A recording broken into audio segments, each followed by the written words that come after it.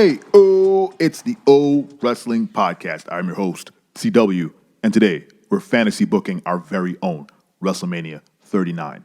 Now, I know a lot about wrestling, and by that I mean not too much. I am a fan for years. I love the sport, I love the spectacle, I love the backstage nonsense. It's all great. I don't know where I was going with that thought, but it's all to say that I'm excited for WrestleMania 39. And I've been following wrestling again recently, and I'm loving some of the storylines. Some of them are working, some of them are not. As always, which is honestly better than what it was a couple years ago when none of the stories were working except for like Roman Reigns.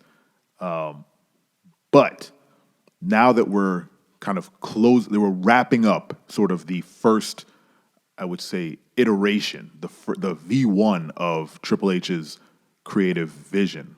I think WrestleMania 39 is a great jumping off point. I think this is the beta. This is his creative beta. He's like, let me test the waters. Let me bring some people back. Let me see what's working. Let me see what's not, which I appreciate. When you're in a creative role like that, you can't just be perfect all the time. You got to test stuff.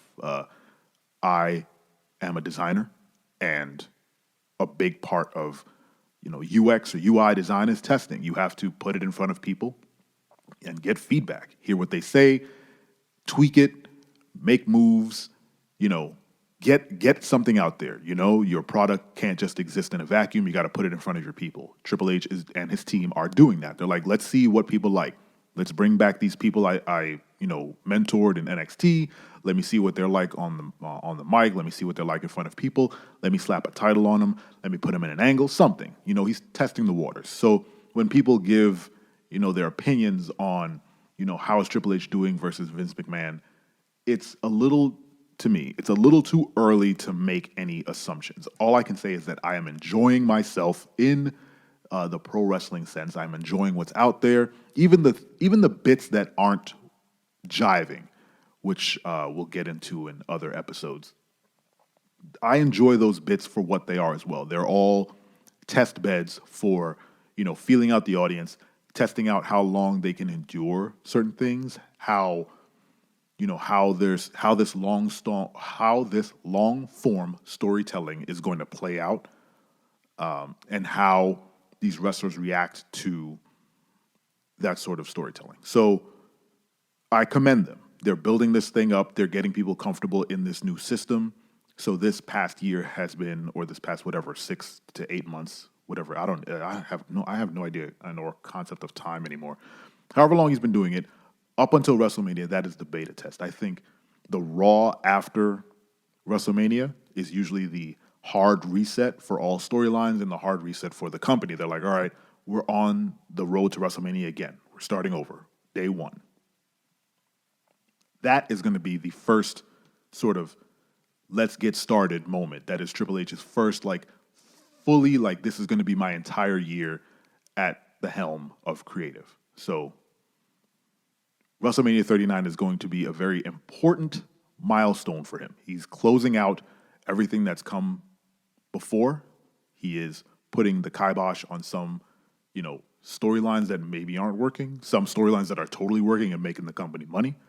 So it's going to be exciting to see what that 2 days looks like, especially now with all the new people coming in.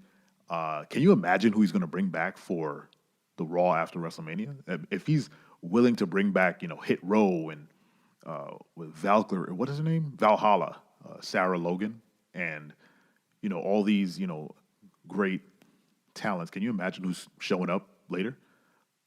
Hopefully Keith Lee. I have my fingers crossed that he gets his shot back in WWE. He's a great talent. You want to talk about someone who can run with the IC title? Keith Lee is that guy. Who he'll put some stank on that belt. But I'm getting off topic as usual. Okay, let's fantasy book our end to this beta program that Triple H is running. So I'm just going to rapid fire hit you with my list of, matches, let's say. I just scribble these down before I hit record. I'm going to run them down, and then I'm going to go back over them and say if what I said makes sense. Okay. Roman Reigns versus Jey Uso for the unified heavyweight titles. Boom. Kevin Owens and Sami Zayn versus the Usos for the unified tag team championship. I know the Usos are in there twice. Just bear with me. Bad Bunny versus Logan Paul for the WWE Limelight Championship. We'll go over that in a moment. Sasha Banks versus Ronda Rousey for the WWE Women's SmackDown Championship. Bianca Belair versus Rhea Ripley for the Raw Women's Championship. Bliss versus Charlotte Flair in a Hell in a Cell. Asuka versus Bayley. Ridge Holland versus Big E. For some reason, I wrote The New Day versus FTR. I don't know where I got that nonsense from.